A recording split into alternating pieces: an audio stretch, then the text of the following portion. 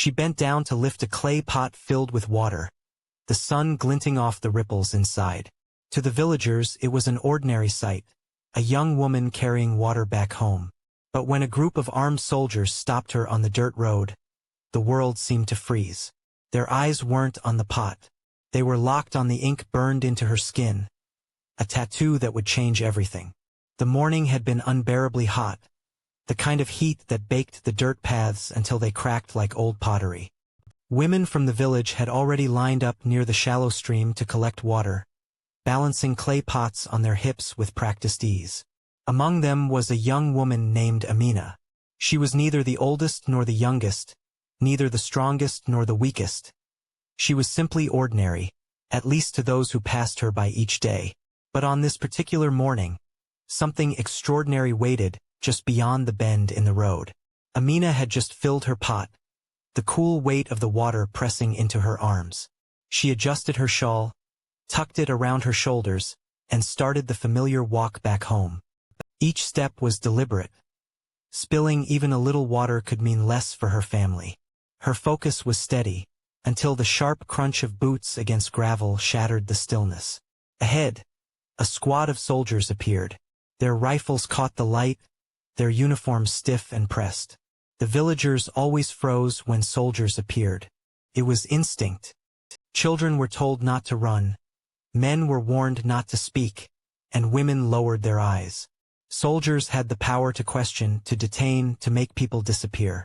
Amina knew this as well as anyone else. Her first instinct was to step aside, to let them pass. But one soldier, tall and broad-shouldered, raised his hand, signaling her to stop. Her heart pounded as her grip tightened on the clay pot. She dared not spill it, dared not look too long at his face. Then it happened.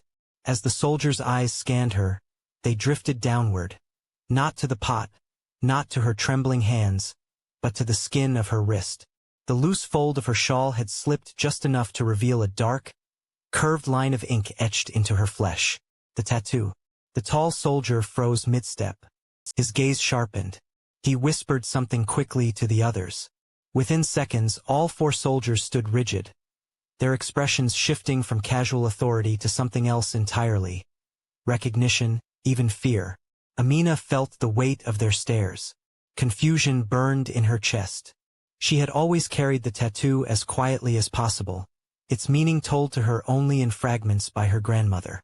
It was a mark, a legacy, but never once had she imagined that hardened soldiers would stop in their tracks because of it.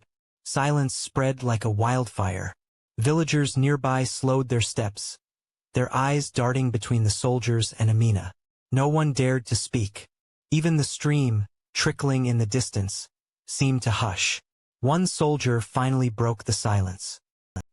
His voice was low, almost reverent, as if he were addressing something sacred. "Where did you get that mark?" Amina's throat tightened. She didn't answer immediately. She couldn't. For the first time in her life, she realized the tattoo was not just a piece of ink. It was a key, a symbol that unlocked a hidden fear in men who otherwise feared nothing. And in that moment, the balance of power on the dirt road began to shift. The silence that hung in the air was heavier than the weight of Amina's water pot. The soldiers weren't moving, and the villagers dared not breathe too loudly. When the tall soldier repeated his question, "Where did you get that mark?" Amina's mind slipped back to the nights when her grandmother had whispered stories by the flickering light of an oil lamp.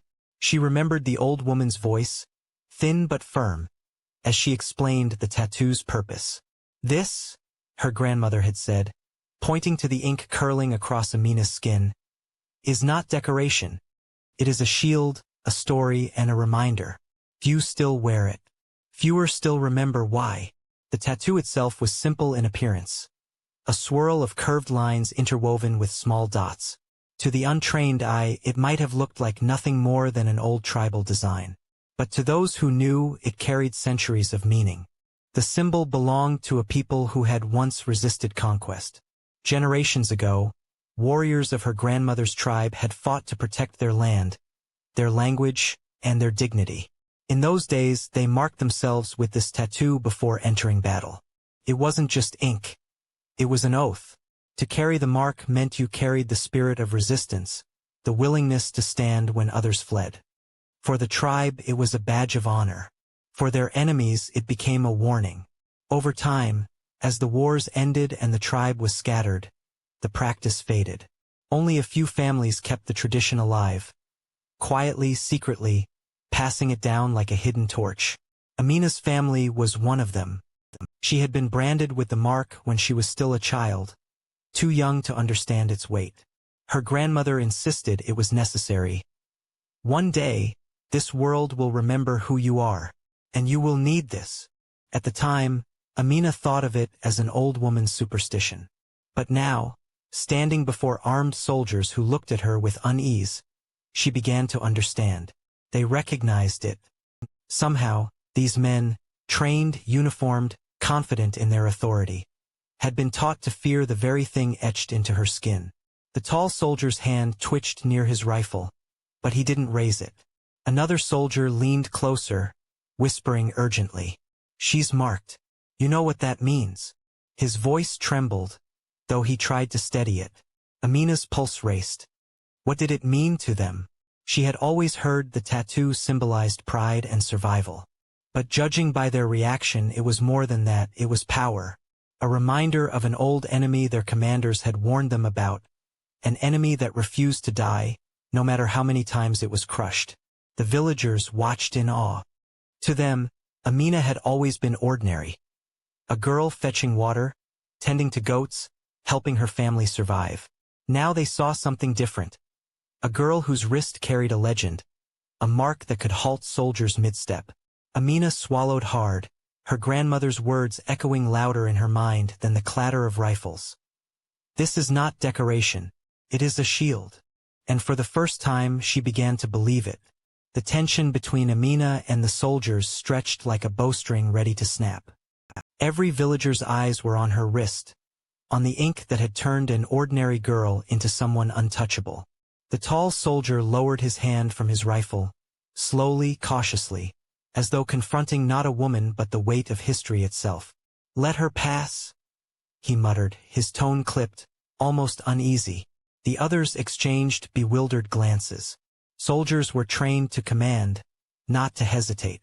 But the mark on Amina's wrist carried more authority than their uniforms.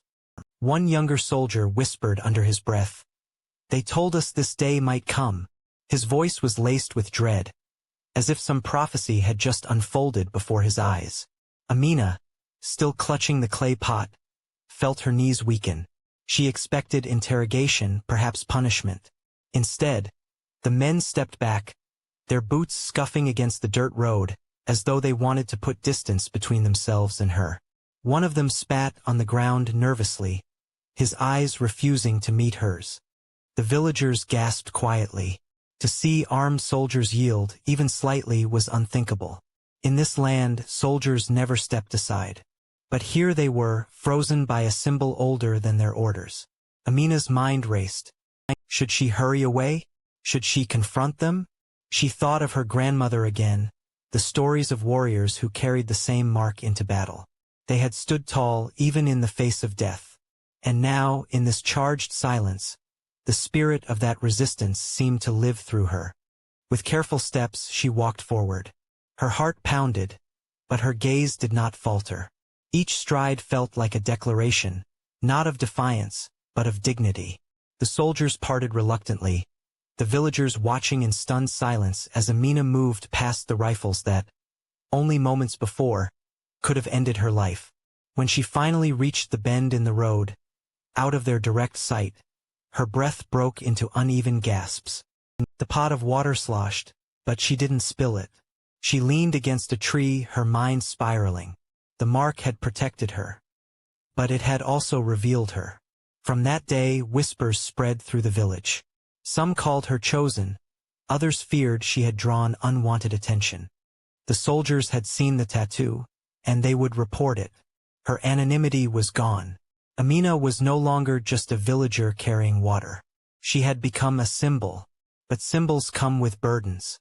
Would she be hunted now, or revered? Would the tattoo make her a target or a leader? She didn't know. What she did know was this: The balance of power had shifted. The soldier's hesitation had given her people a glimpse of possibility, a reminder that even the mightiest could falter before the truth of who they were. Amina touched her wrist gently, tracing the ink with her fingers. For years it had been just a secret. Now it was her destiny. And though fear pressed hard against her chest, a new thought rose stronger than the fear. The world will remember us again.